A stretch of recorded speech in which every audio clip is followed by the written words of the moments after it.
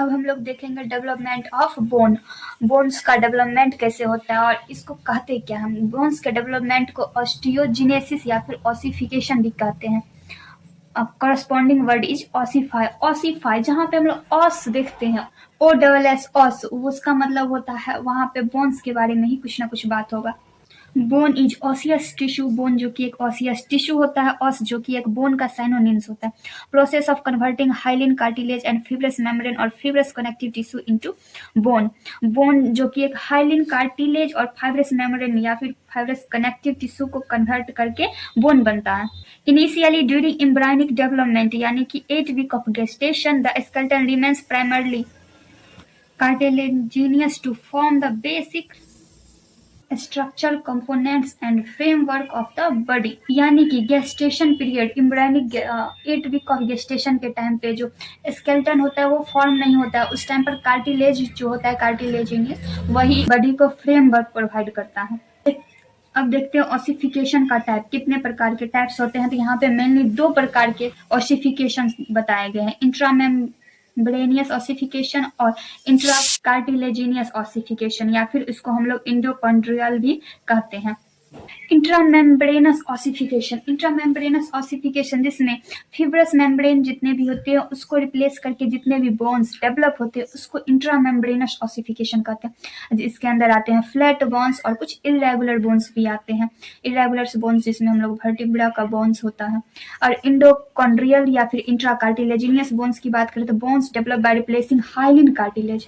Hyaline cartilage को replace करके जितने भी बोन्स डेवलप होते हैं उसको इंडोकॉन्ड्रियल का या फिर इंट्राकार्टिलेजिनियस बोन्स भी कहते हैं, जैसे कि लॉन्ग बोन्स, शॉर्ट बोन और सब इरेगुलर बोन्स। दोनों में कुछ कुछ इरेगुलर बोन्स होते हैं। अब हम लोग देखते हैं इंट्रामेम्ब्रेनस ऑसिफिकेशन। इंट्रामेम्ब्रेनस ऑसिफिकेशन के कुछ डायग्राम्स हैं, जैसे कि यहाँ पे देख रहे हैं स्पॉन्ज, ऊपर पार्ट स्पॉन्जी है, अंदर में कंपैक्ट बोन है। इंट्रामेम्ब्रेनस ऑसिफिकेशन का स्ट्रक्चर में देख सकते हैं सबसे ऊपर में कनेक्टिव टिश्यूज प्रेजेंट होते हैं, उसके अंदर मेसेंकाइमल सेल्स प्रेजेंट होते हैं, उसके बाद उसके अंदर आते हैं ऑसिफिकेशन सेंटर। सेंटर में क्या क्या प्रेजेंट होते हैं, ऑस्टियोइड प्रेजेंट होते हैं और ऑस्टियोब्लास्ट प्रेजेंट होते हैं। सेकेंड स्ट्रक्चर में हम लोग देख रहे हैं सबसे अपर पार्ट जिसके सेल्स के अंदर बोन्स के अंदर देखते हैं, पहले आता है ऑस्टियोब्लास्ट जो कि ऑस्टियोइड ट्रैप सीक्रेट करता है, उसके अंदर आता है ऑस्टियोसाइट्स। थर्ड में हम लोग देख रहे हैं कि स्पॉन्जी बोन जो कि सबसे अंदर प्रेजेंट होता है, उसके ऊपर में ऑस्टियोब्लास्ट प्रेजेंट होता है और उसके ऊपर में फाइब्रस का लेयर्स होते हैं जो कि एक ट्राइबिक्यूलर मैट्रिक्स सीक्रेट करता है।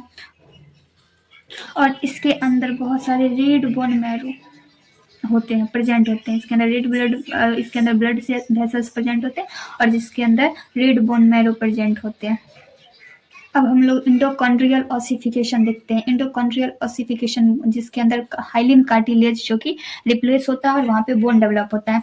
इसके अंदर सबसे पहले हम लोग देख सकते हैं कार्टिलेज है। कार्टिलेज जो कि 8th week of gestation period में होते हैं। उसके बाद बनते हैं ऑस्टियोब्लास्ट, पेरिओस्टियम, उसके बाद इसके अंदर रिप्लेसिंग होता है। उसके बाद इसके अंदर सेल सब बड़े होते हैं, बोन्स बड़े होते हैं, इसके अंदर मेडुलर कैविटी बनता है, इसके अंदर सेकेंडरी ऑसिफिकेशन सेंटर बनता है। उसके बाद पूरा लॉन्ग बोन्स बनता है जो कि हमने पहले पढ़ा था, एपिफाइसिस, डायाफाइसिस, मेटाफाइसिस। इसके अंदर मेडुलरी कैविटी जिसके अंदर येलो बोन मैरो प्रेजेंट होते हैं, एपिफाइसिस के अंदर जिसके अंदर रेड बोन मैरो प्रेजेंट होते हैं। अब हम लोग देखते हैं स्कल बोन के बारे में, जो कि एक बहुत ही इंपॉर्टेंट टॉपिक है बीएससी नर्सिंग के लिए और इससे क्वेश्चंस आ सकते हैं। अब हम लोग देखते हैं skull. Skull is the part of human axial skeleton that form the bony framework of the head.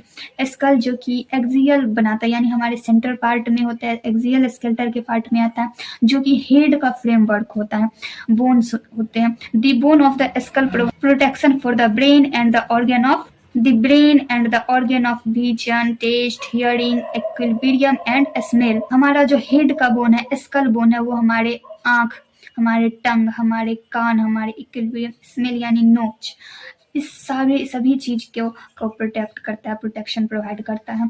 The bone also provide attachment for muscles that move the head and control facial expression and chewing. इसके साथ साथ ये जो bones होते हैं वो muscle से attach होते हैं, जिसके वजह से हमारे जो हेड होता है वो मूव करने में हेल्प करता है। इसके साथ साथ हमारा फेशियल एक्सप्रेशन, स्माइल करने में, रोने में, हंसने में हेल्प करता है। इसके साथ साथ हम खाना खाते हैं उसको च्यूइंग करने में, चबाने में भी हेल्प करता है। It consist of 22 different bones. इसके अंदर लगभग 22 बोन्स प्रेजेंट होते हैं। Skull bones are joint by suture. Skull के जो बोन्स होते हैं वो सूचर से ज्वाइंट होते हैं। Suture is an immovable joint between bones of skull. Suture जो कि इमूवेबल ज्वाइंट है, जिसके वजह से वो मूव नहीं कर सकता। During foetal life and early childhood the skull bone are joint by palpable membrane rather than tight fitting suture because it is relatively easy for skull bone to move and overlap during birth through narrow birth canal। यानी कि जिस time baby जो कि fetal life में होता है उस time, या फिर अर्ली चाइल्डहुड लाइफ में, उस टाइम जो स्कल का जो बोन होता है वो पैल्पेबल मेम्ब्रेन से बना होता है, सूचर से बना नहीं होता है, जिसकी वजह से उस टाइम जो भी जो बोन्स होते हैं वो एक दूसरे से ओवरलैप हो सकते हैं और ये इजी हो सके बर्थ के नाल से आसानी से, बर्थ के टाइम पर ये आसानी से ये निकल सके। और चाइल्डहुड के टाइम पर हेड इंजरी जो कि आसानी से हो सकता है बच्चों में।